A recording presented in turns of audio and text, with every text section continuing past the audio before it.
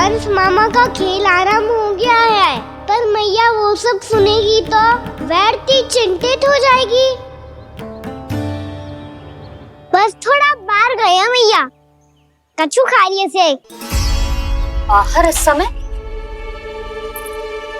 मैया क्या होगा? मैया देखो ना, पीठ पे कछु हो रहा है। मेरा हाथ ना पकड़ो, आप करो ना। यहाँ? क्षमा करना मैया, पर अभी बाबा को ही संभालने दो ये सब। कहिए, क्या संदेश लाए हैं आप? नहीं नंदराज, नहीं। महाराज कंस का आदेश है कि ये संदेश सभी गांव वालों के साथ ही पढ़ा जाए। ठीक है, मैं गांव वालों के सामने पढ़ दूंगा, पर मुझे तो दीजिए पढ़ने के लिए। महाराज की आज्ञा का पालन करना आपके लिए भी आवश्यक है नंदराज। सभी गांव वासियों की सभा बुलाइए। बंसी, सभी गांव वालों की सभा बुलाओ। राजपत्र में ऐसा क्या संदेश भेजो है कंस ने? अब मेरे पत्र को पढ़कर सब भौचक के रह जाएंगे। और वो कृष्ण, उस कृष्ण के पांव के नीचे से तो भूमि खिसक जाएगी, आकाश फट पड़ेगा, बिजलियां गिर जाएंगी। प्राप्ति, ओ प्राप्ति, कंस का पत्र। स्वयं को बहुत अधिक शक्तिशाली समझता है ना वो। अब देखता हूं कैसे वो इस महासंकट का सामना करता है। वो कृष्ण, वो अपनी मृत्यु स्वयं चुनेगा या मृत्यु की वेदी पर चढ़ा देगा प्रिय वृंदावन वासियों को।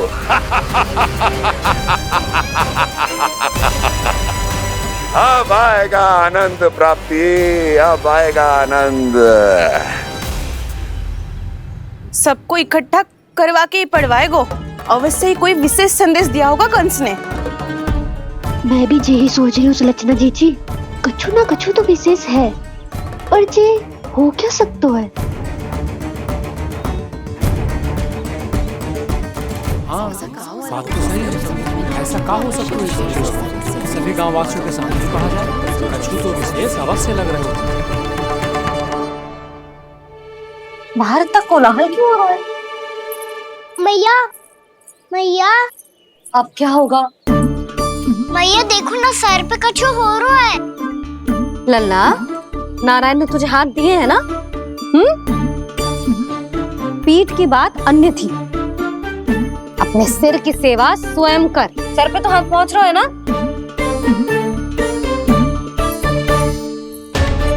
मैया सुनो ना, मैया देखो ना, तीव्र कर कछु हो रहा है। मैया देखो ना, तीव्र कछु हो रहा है।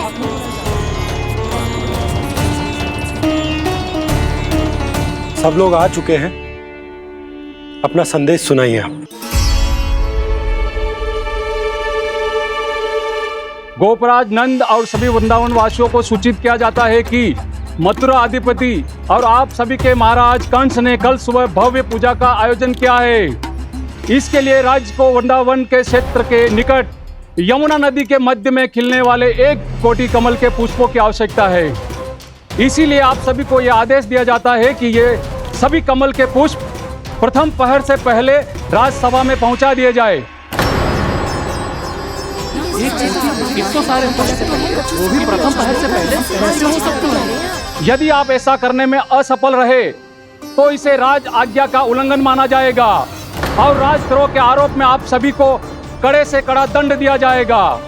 स्मरण रहे, यदि कल की पूजा में इन 1 कोटि कमल के पुष्पों का ना पहुंचने के कारण कोई व्यवधान आया तो समस्त वृंदावन वासियों को दोषी माना जाएगा और पूरे गांव को निवासियों सहित धूल में मिला दिया जाएगा। कल प्रथम पहर तक का ही समय है आप सबके पास।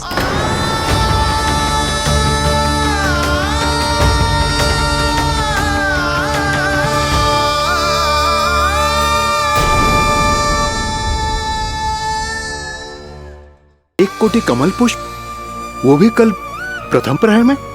ऐसे कैसे संभव है? और कोई साधारण पुष्प ना, यमुना नदी के मध्य खिलने वाले विशेष कमल के फूल चाहिए उन्हें। लेकिन यमुना नदी में तो कालिया नाग ने विष घोल के रखा है, तो फिर कैसे हो पाएगा? यह संभव है। हमारी मृत्यु का संदेश भेजा राजा कंस ने। सदैव की भांति इस समस्या पर भी गांव के बड़े ही विचार करेंगे। बालकों का यहां होना उचित ना है।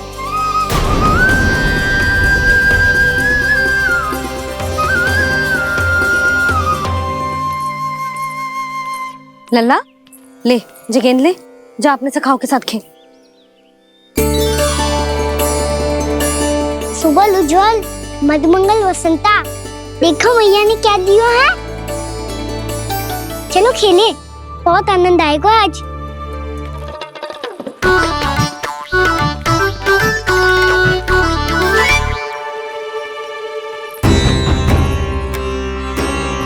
भानु, बंसी, जाओ और शीघ्र ही वो घेरे का कार्य समाप्त करो।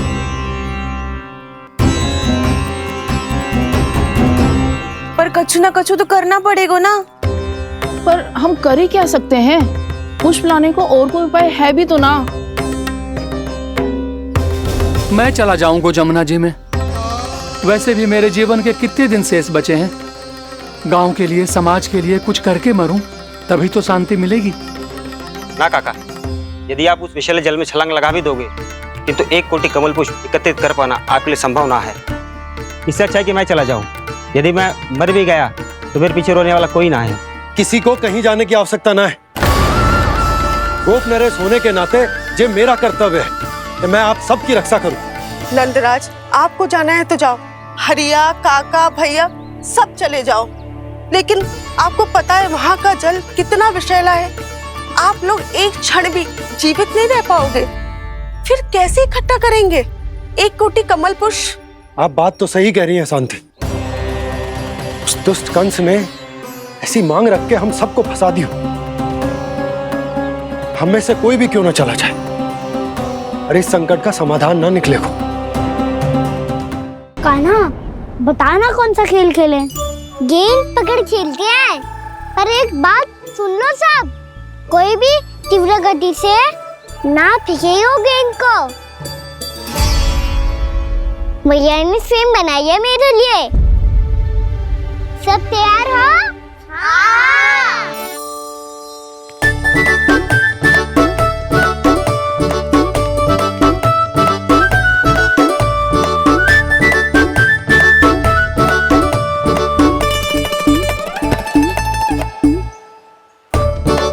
मुझे दो। मुझे दो।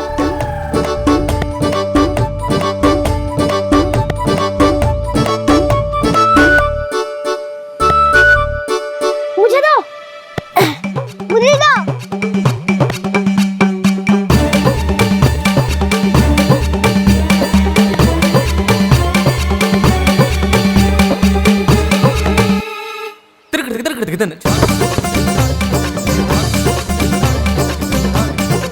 कान्हा, इतनी धीरे से फेंकेगो तो कैसे आनंद आएगो?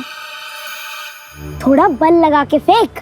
हाँ कान्हा, हम अभी बड़े हो गए हैं, तू अब भी छोटे बालकों की तरह फेंक रहा है।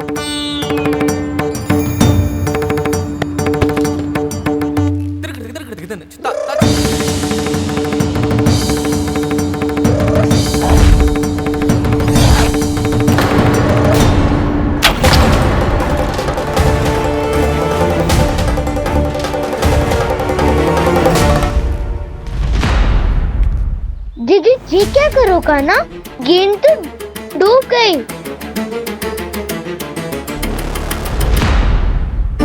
अच्छा, तो ये सब इसकी योजना का भाग था ताकि ये कालिया का सामना कर पाए। तुम सबने तो कही थी तीव्र गति से फेंको।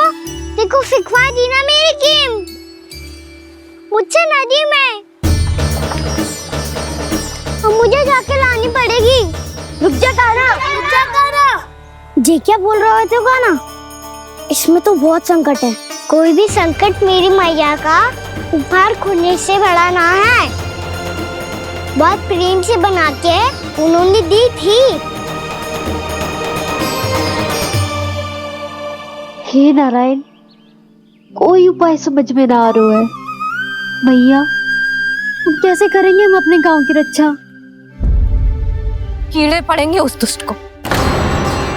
यदि उसके कारण किसी के प्राण चले गए तो कौन सा फल मिलेगा उसे इस पूजा का? तुम सही कह रही हो यशोदा।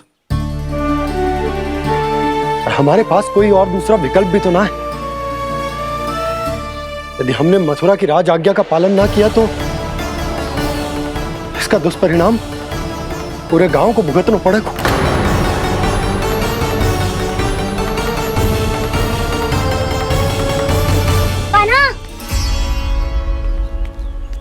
हमें पता है कि तू भगवान है, दिव्य है, बहुत शक्ति है तुझमें, पर फिर भी हम तुझे विषैले जल में ना जाने दे सकते। कुछ होगा तो तुम सब इतनी हट कर रहे हो तो ठीक है, ना जाऊंगा। गेट कहाँ गिरी है, कितनी दूर गई है, ये तो देख लो, ताकि उसे बाहर निकालने का कोई उपाय ढूंढ पाओ।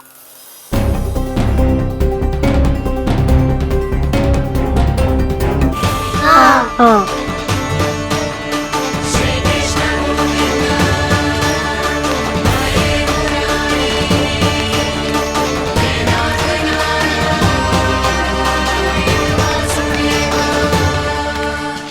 कान्हा की ये लीला तो समझ ही नहीं आ रही। पहले इसने देवश्री नारद को मथुरा जाकर कंस को भगाने के लिए कहा, फिर स्वयं ही दुखी भी हो गया कि अब इसका रहस्य सबके सामने खुल जाएगा। और अभी स्वयं ही तो इसने कहा था कि गेट बहुत महत्वपूर्ण है, फिर स्वयं ही उसे नदी के विषैले जल में फेंक दिया।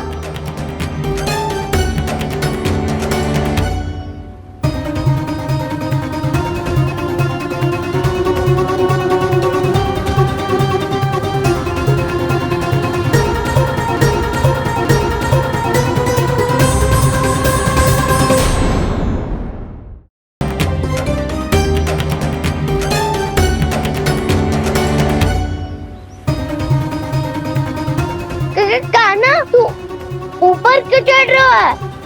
अरे ऊंचाई से देखूंगा तभी तो गेंद दिखेगी।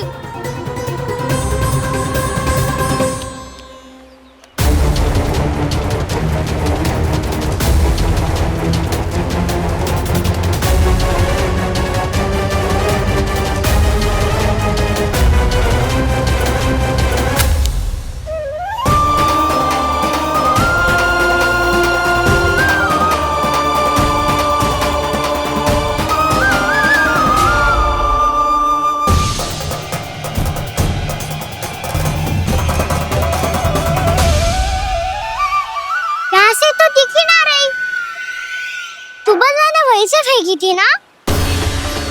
ना वहाँ से फेंकी थी। कहाँ से?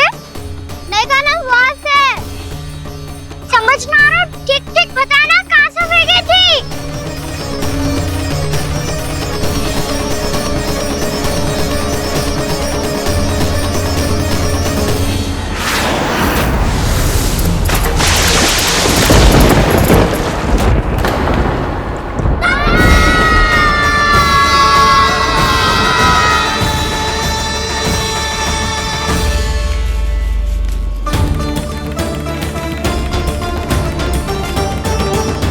कालिया नाग के क्षेत्र में जाकर कोई भी जीवित वापस ना लौट सको है।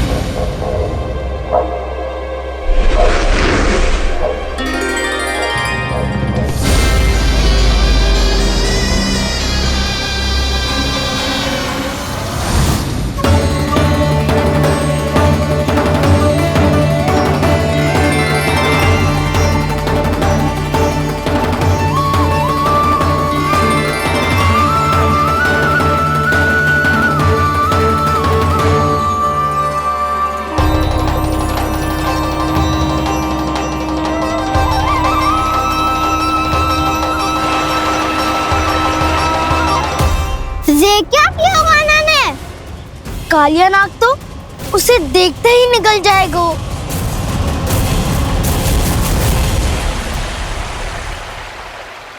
तो आरंभ से अब तक सब कुछ उसकी लीला का ही भाग था।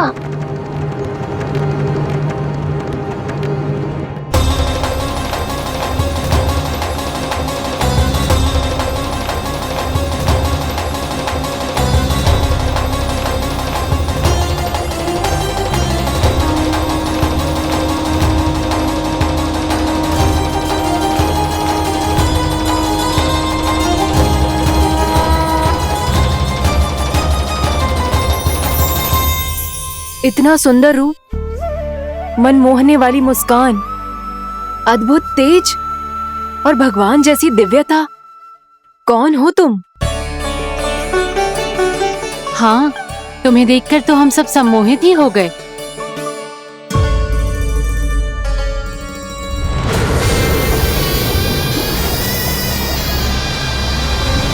तुम जो भी हो बालक, वापस लौट जाओ। हमारा हृदय तुम्हें ही देखते रहना चाहता है, किंतु यदि हमारे पति जाग गए तो तुम्हें अवश्य हानि पहुंचाएंगे। ये बहुत विषैले है बालक, कालकोट जैसे भयानक। इनके विष से तुम नहीं बच सकोगे। नंदराज, कालिया नाग के विष का प्रभाव बढ़ते ही जा रहा है। पहले 8 कोस तक उसके विष का प्रभाव था, अब तो 1 योजन से अधिक क्षेत्र में फैलो है। जल पीने के प्रयास से अनेक पशु मारे गए हैं और नदी के निकट के वृक्ष और वनस्पति सब नष्ट होने लगे।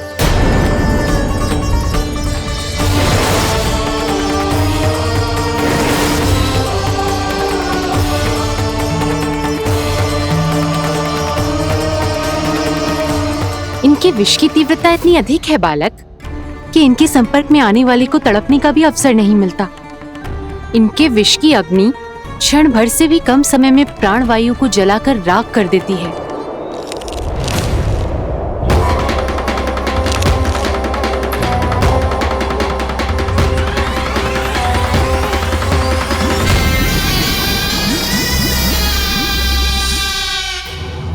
तब तो समस्या और भी गंभीर हो जाएगी। मैंने तो सुनो है कि कालिया नाग कम से कम 2 योजन लंबा है, सैकड़ों फन है उसके।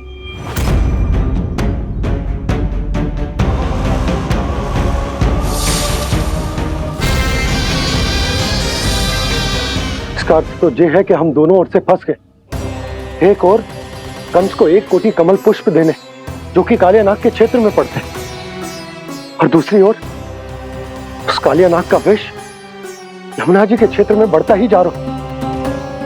इसके कारण हम ही नहीं, निर्दोष पशु पक्षी भी संकट में। इन दोनों समस्याओं का एक ही समाधान है, उस कालिया नाग का सामना करना। और ये ना समझ आ रहा कि हम ये करेंगे कैसे, क्योंकि ये बात साधारण मनुष्य के बस की ना है। हमारे लिए ये असंभव है।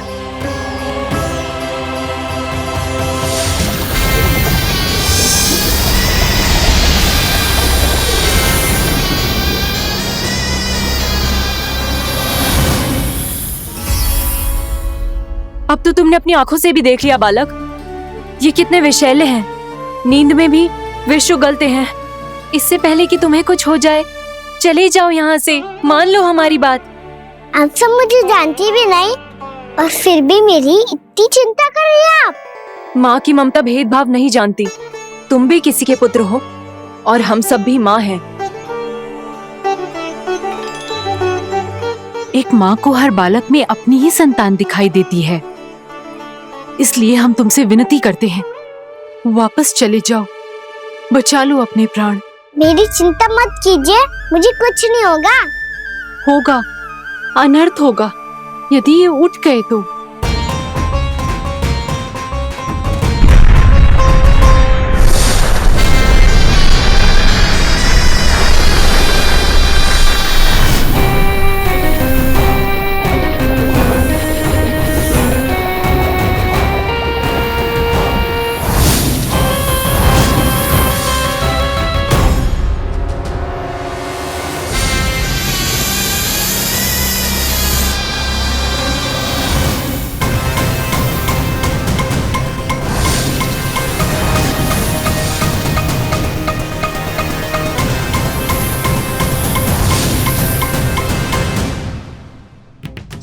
होते हुए भी अपने इश्क को केवल वही देख सकता है जो अपना अभिमान त्याग चुका हो।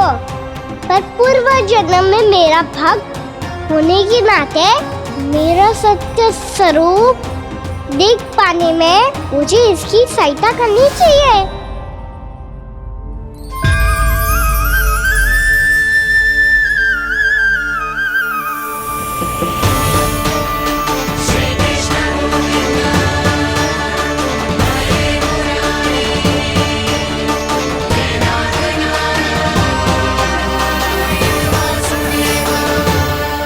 देखो हमारा छोटा सा कान्हा कैसे डट के खड़ा हुआ है, इतने विशालकाय, इतने महाभयंकर सबके सामने।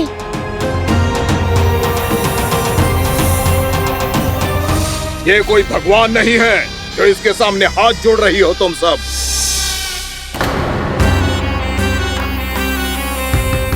एक सामान्य साधारण बालक है ये, जो ये तक नहीं जानता कि इसके सामने है इसका काल, कालिया। तू कौन है बालक? मेरे इतने निकट आकर भी तू जीवित कैसे है? मेरी नहीं, अपनी चिंता करो कालिया। बहुत मनमानी कर ली तुमने। अब बस मैं तुम्हें रोकना हूँ। अब बस मैं तुम्हें रोकना हूँ। मैं तुम्हें रोकना हूँ। बित्ते भर का है तू, मेरे विष के बारे में जानता ही क्या है? और कहता है मुझे रोकने आया है। किससे? किससे रोकना चाहता है तू मुझे? मुझे क्रोध दिलाने की भूल मत कर बालक। अपनी फुंकार से ही तेरी इस मुस्कुराहट को अंतिम मुस्कुराहट बना सकता हूं मैं। शीघ्र बता, कौन है तू और किसने भेजा है तुझे? तुम्हें आवाज भी है कि अपनी पुकारों से तुम कितना विष भूल चुके हो। पवित्र यमुना नदी को कितना दूषित कर दिया तुमने। और यही नहीं, तुम्हारे कारण निकट के जीव जंतुओं, वृक्ष, वनस्पतियों सबको हानि पहुंच रही है। तो क्या? मुझे उससे क्या? मुझे है आपत्ति है मुझे तुम्हारी इस व्यवहार से, और इसीलिए तुम्हें यहाँ से जाना होगा। यहाँ से जाना होगा।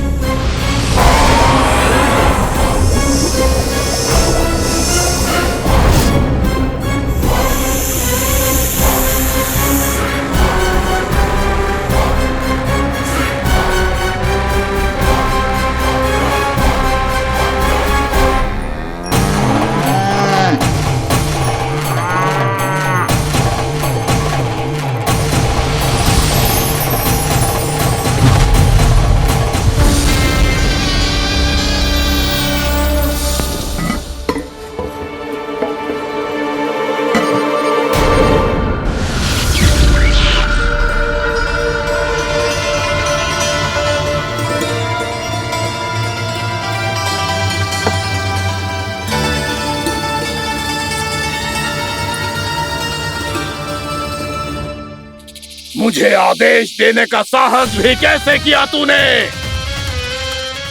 इस क्षेत्र को मैंने अपना राज्य बनाया है, मेरा परिवार रहता है यहाँ, और तू मुझे यहाँ से जाने के लिए कह रहा है? हाँ, क्योंकि तुम्हारे यहाँ रहने के कारण अन्य जीवों को हानि हो रही है, और मैं ऐसा नहीं होने दे सकता। मैं तो बस वही कर रहा हूँ जो एक सर्प का स्वभाव है। विष फैलाना स्वाभाविक है मेरे लिए, इसलिए मुझे चुनौती मत दे बालक। चुनौती तो मैं दे चुका हूँ कालिया। अब तो बस तुम्हें स्वीकार करनी है।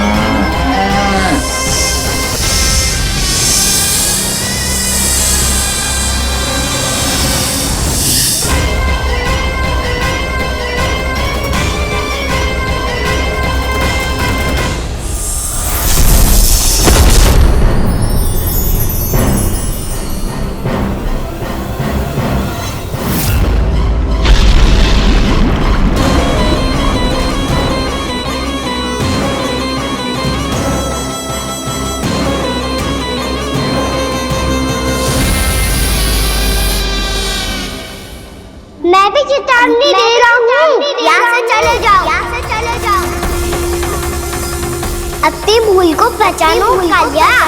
तुम जो कर रहे हो अनुचित है।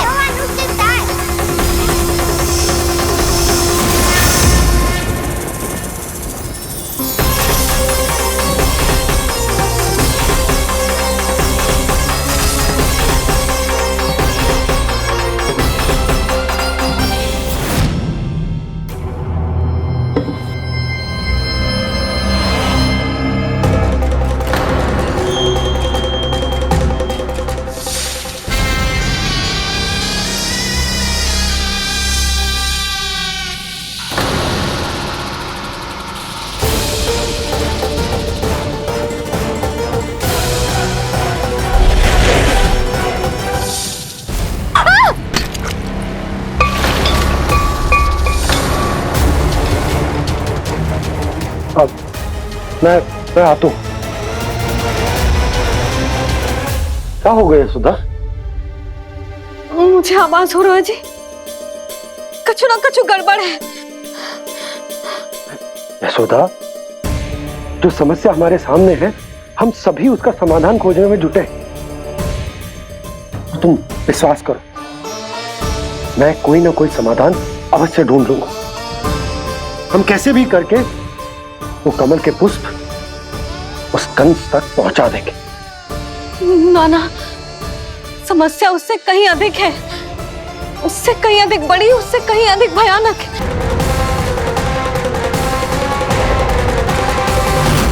विस्की ये बूंद से ही सबके प्राण चले जाते हैं। इसने तो विस्की धारियां फेंके हुए खाना पे। कान्हा कैसे बच्चे को अधिक विष से? इसका विष तो क्या, ये सर स्वयं भी छू तक नहीं पाएगा हमारे कान्हा को।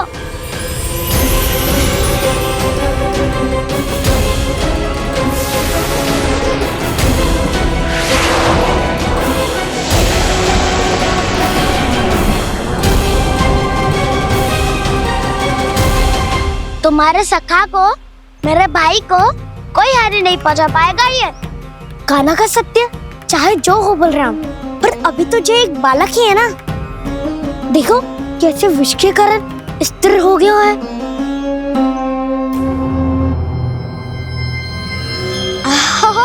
हाउ सर्फ ने कितनी आसानी से अपनी पूंछ से बांध लिया है। मुझे यहाँ से भगाना चाहता था ना तू? अब मैं तुझे दिखाऊंगा अपना सामर्थ्य। ये मूर्ख किसे बांधना चाहता है अपनी पूंछ में? उन्हें जिनका विस्तार सारे ब्रह्मांड में है, या उन्हें जो स्वयं अनंत है? पर देवराज, प्रभु ऐसा करने ही क्यों दे रहे हैं कालिया को? आप सब भूल रहे हैं देवगण, कालिया पूर्व जन्म में प्रभु का बहुत बड़ा भक्त था। उसी भक्ति का फल मिल रहा है अब इसे। वैसे भी भक्तों के मन का भाव सबल हो तो भगवान तो सहज ही बंध जाते।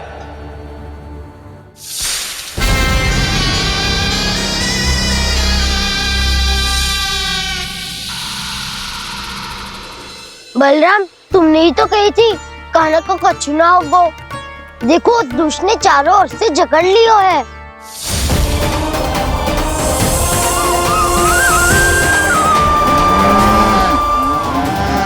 ये क्या कह रही हो तुम? सुधा जी, क्या हुआ? घबरा क्यों रही हो आप? सुलक्षणा, मुझे आभास हो रहा है कुछ बहुत बड़ी अनहोनी हो गई है। नंदराज, नंदराज, नंदराज!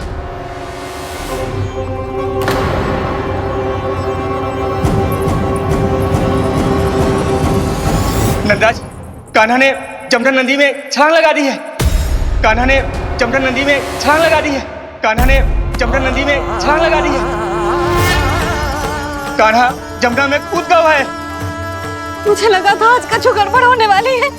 मुझे आज कान्हा को ना जाने देना चाहिए था।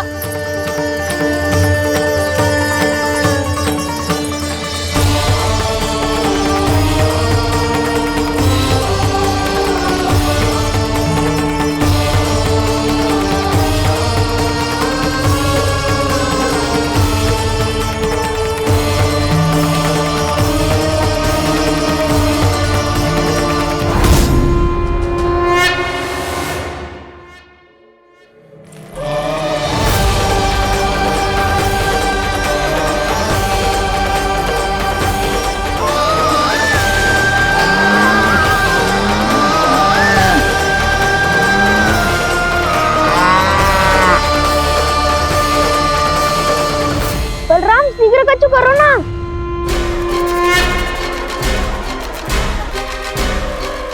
कुछ भी करो पर कान्हा को बचाओ। नाग बहुत भयंकर है, कान्हा अकेले ना संभाल पाएगा इसे।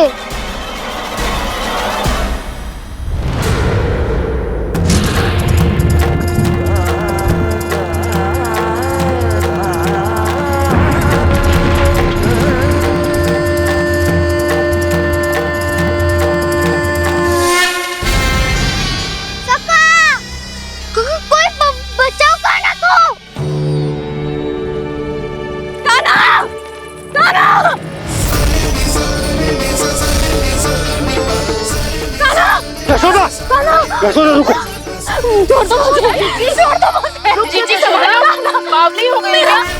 जीजी संभालो। कान्हा, कान्हा।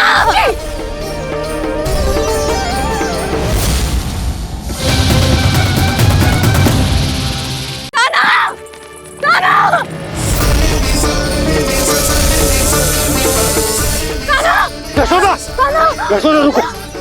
छोड़ दो मुझे, छोड़ दो मुझे। जीजी संभालो, बावली हो गई है। जीजी संभालो। कान्हा, कान्हा। देखो अब कैसे तुम्हारे अस्थियों को तोड़कर छोटे छोटे टुकड़ों में बदल दूंगा मैं।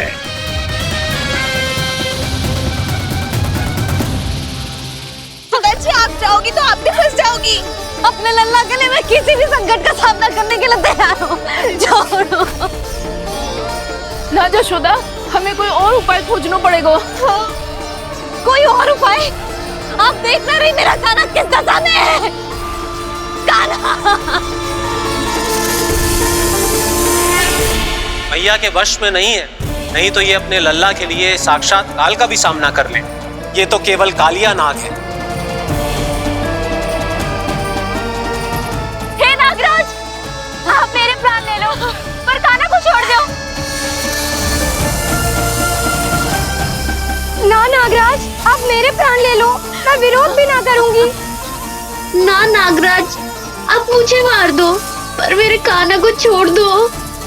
ना ना ना ना नागराज, मेरे प्राण ले लो, हमारे कान्हा से क्या शत्रुता है आपकी। प्रभु के लिए जो प्रेम यशोदा मैया के हृदय में है, वही इन सभी गोपियों के हृदय में भी है।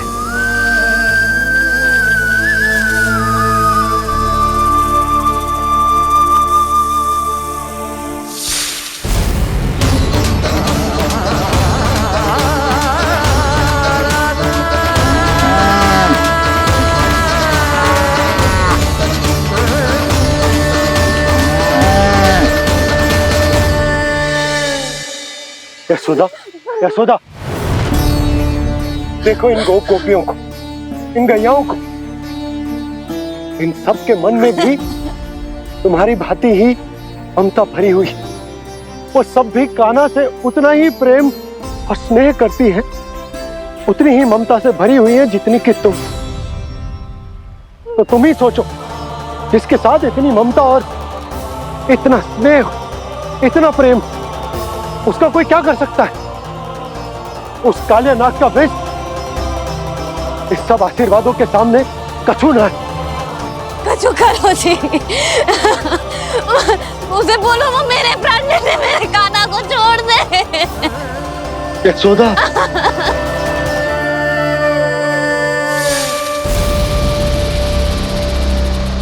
केवल इन्हीं में नहीं देवराज, नाग पत्नियों के हृदय में भी ममता का वही प्रेम उमड़ रहा है। देखिए।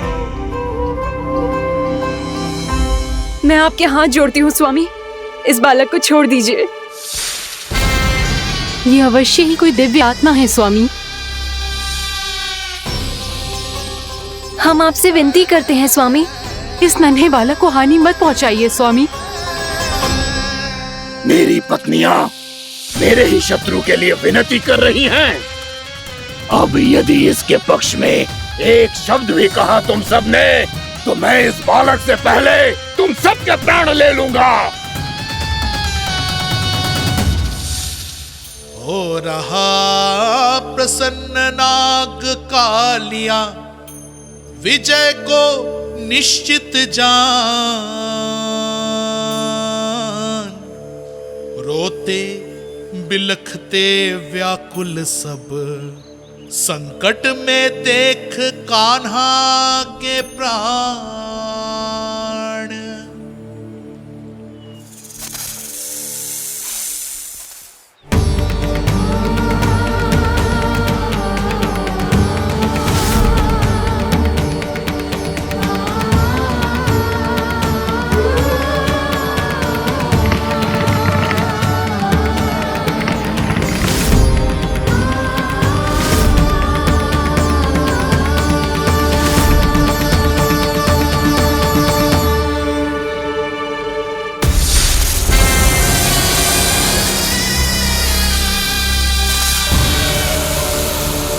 कुछ करो जी, मेरे लल्ला को बचा लो, कोई तो कुछ करो। जीजी संभालो जसोदा। यशोदा, यशोदा तुम शांत हो जाओ, मैं कान्हा को वापस लेकर आऊंगा, मैं रक्षा करूंगा उसकी। ना नंदराज, नंदराज नहीं, कम से कम आप तो समझो नंदराज, कालिया के पास आप जाओगे तो आप भी फंस जाओगे।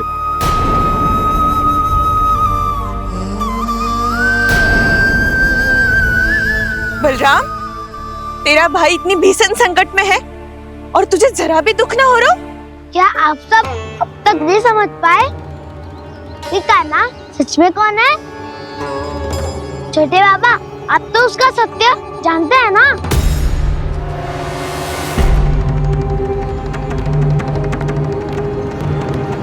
मानता हूँ कि आप सब कान्हा के रहस्य के बारे में नहीं जानते, पर क्या उसके जन्म से आज तक घटी एक से बढ़कर एक विचित्र घटनाओं को भी भूल गए हैं आप सब? भूल गए हैं कि कैसी पूतना जैसी राक्षसी उसका कुछ बिगाड़ नहीं पाई, कैसे तरनावती जैसा भयानक राक्षस उसे एक खरोच भी नहीं दे पाया था।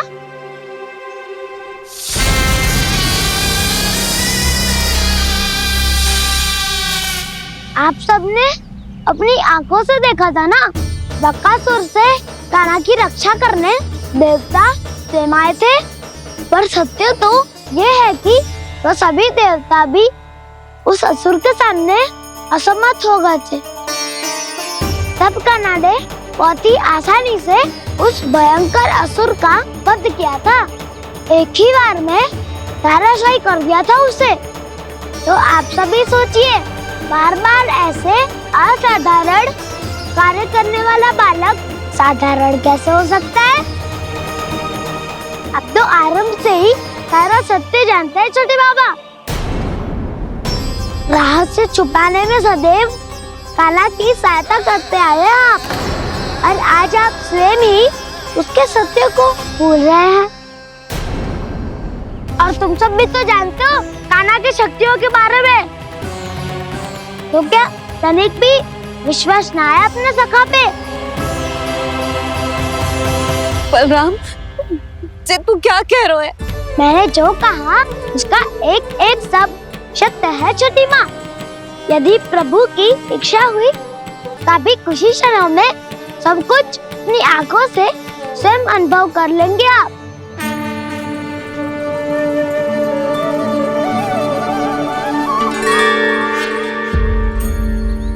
शांताकारं भुजगशयनं पद्मनाभं सुरेशं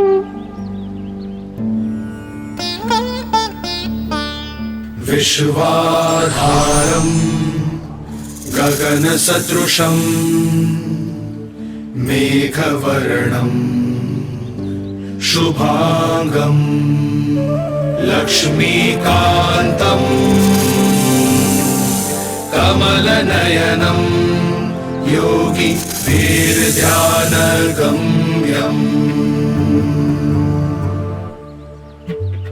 वन्दे विष्णुं भवभयहरं सर्वलोकैकनाथम्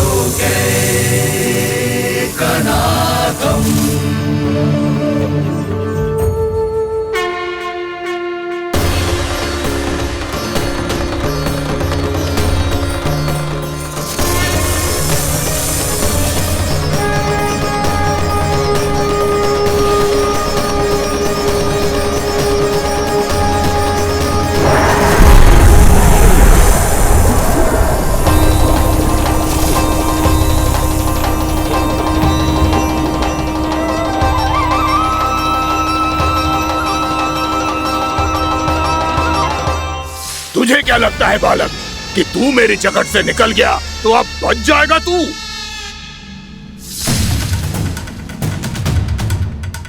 मेरे विष से अपनी प्राण रक्षा करने में सफल रहा, मेरी जगत से भी छूट गया, पर मेरे दंश से नहीं बच पाएगा।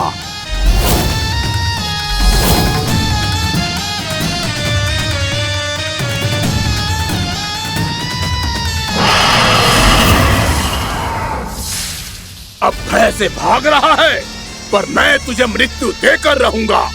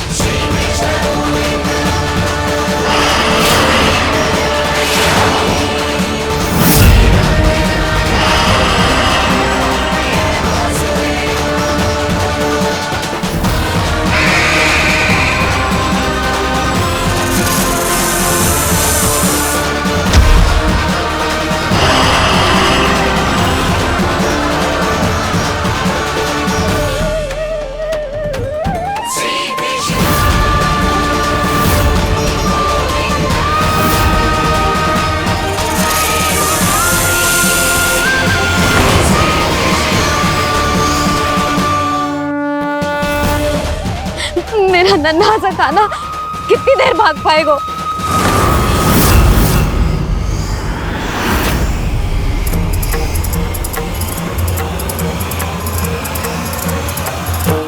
और कितनी प्रतीक्षा करोगे मेरी भक्त कालिया? भक्त नहीं, काल हूं मैं तेरा।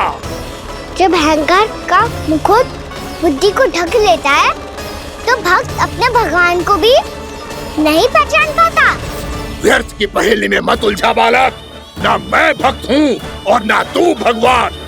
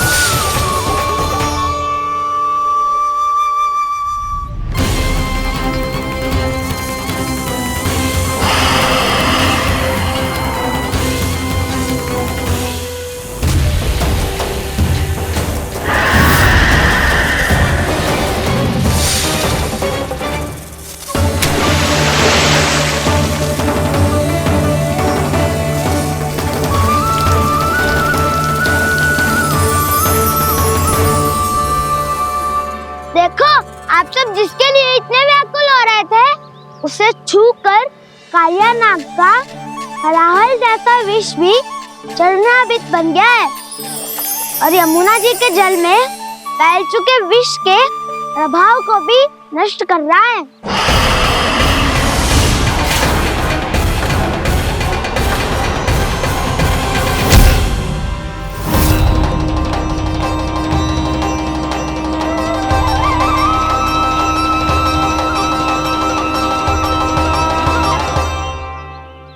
धर्म रक्षक अधर्म विनाशक प्रभु श्री कृष्ण का कौशल सचमुच आदित्य है। नारायण नारायण।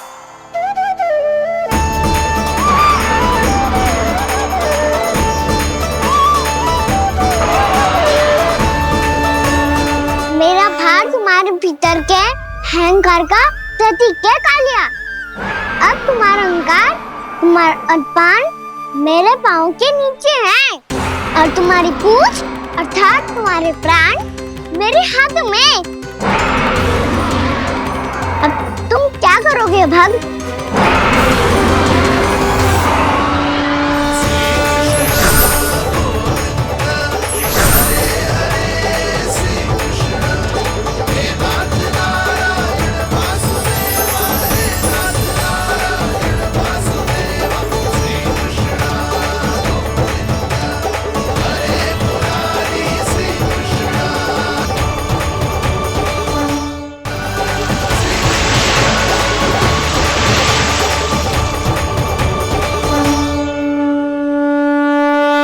प्रभु, भले ये आपको पहचानने में असमर्थ हो, पर हम सब ने आपको पहचान लिया है। हाँ प्रभु, एक भक्त होने के नाते और एक अर्धांगिनी और माँ होने के नाते मैं आपसे इनके प्राणों की भिक्षा मांगती हूँ। अपनी कृपा दिखाइए और इन्हें क्षमा कर दीजिए। आपके लिए मित्र और शत्रु में कोई अंतर नहीं प्रभु। उसी तरह आपकी कृपा और दंड में भी कोई अंतर नहीं। दोनों दया ही तो हैं, अकारण ही किसी को प्राप्त नहीं होती। हमें विश्वास है कि हमारे पति को मिला ये दंड कोई अभिशाप नहीं है, आपका वरदान है। ये सत्य है प्रभु कि इनसे बहुत से पाप हुए हैं। इनके विष से बहुत सारे जीव जंतु को हानि पहुंची है, पर अब आपके चरण इनके शीश पर पड़ गए हैं। ऐसी कृपा तो बड़े बड़े महान महात्माओं को भी दुर्लभ है, और इन्हें प्राप्त हुआ तो अवश्य ही ये किसी महान पुण्य का ही फल है। हे प्रभु, उन्हीं पुण्य कर्मों की शक्ति का आह्वान कर मैं आपसे विनती करती हूँ, इन्हें प्राण दान दीजिए। मैं अपने इस भक्त को क्षमा अवश्य करूंगा देवियों, यदि ये अपने अहंकार को त्याग कर मुझे पहचान ले तो।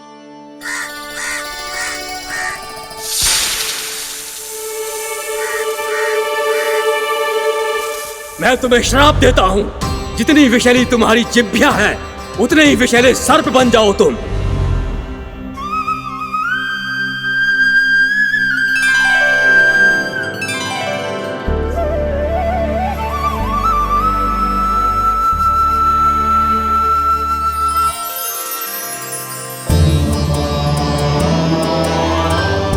नारायण, मुझे क्षमा कीजिए नारायण। मैं तो आपका परम भक्त था, किंतु मैं आपको पहचान नहीं सका। इसका दंड तो मुझे मिलना ही था, किंतु मैं अब प्रायश्चित करना चाहता हूं। इसके लिए यदि आप मेरे प्राण भी ले लेंगे तो भी मुझे कोई दुख नहीं होगा। मैं अपना जीवन, मृत्यु और अपना अस्तित्व सब कुछ आपको समर्पित करता हूं।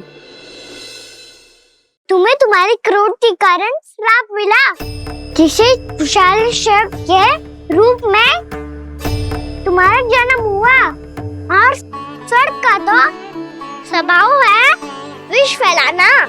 इसीलिए तुम्हें दंड नहीं दूंगा मैं। शेष सभी अपराधों का पश्चाताप कर लिया, इसीलिए मैं तुम्हें क्षमा करता हूँ कालिया।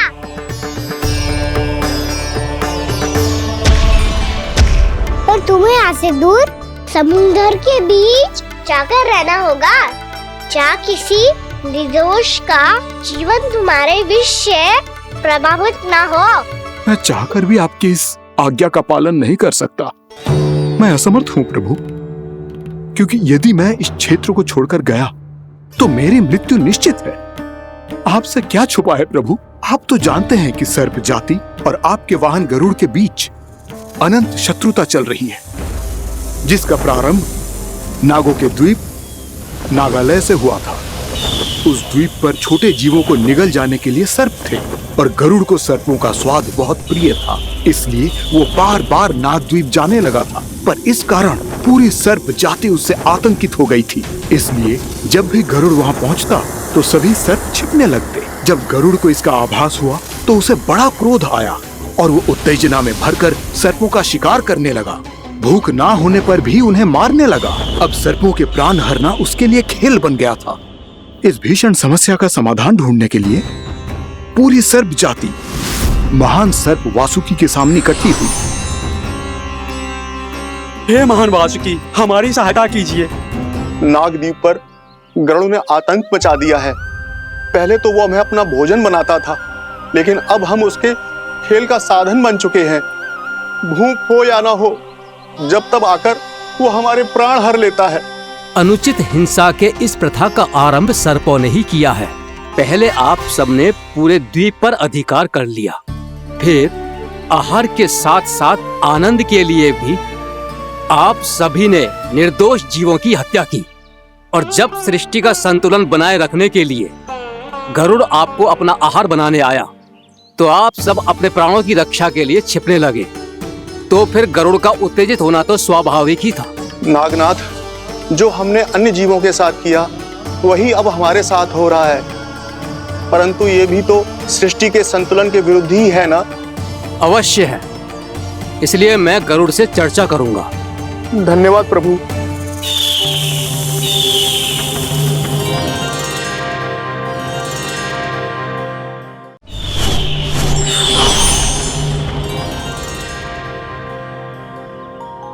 श्री नारायण के वाहन पक्षीराज गरुड़, मैं संपूर्ण सर्प जाति की ओर से आपसे एक निवेदन करने आया हूँ। कहिए, क्या कहना चाहते हैं आप? हे पक्षीराज, यदि आप हम पर ऐसे ही आक्रमण करते रहे तो शीघ्र ही हमारी प्रजाति समाप्त हो जाएगी। इसीलिए हमारी आपसे विनती है, यदि आप उचित समझें तो सर्पों के किसी एक घर से हम आपको एक सर्प प्रतिदिन अर्पित करेंगे। आप उसको आहार बनाइए और अन्य सर्पों को जीवित रहने का अधिकार दीजिए। मुझे स्वीकार है। तब से प्रति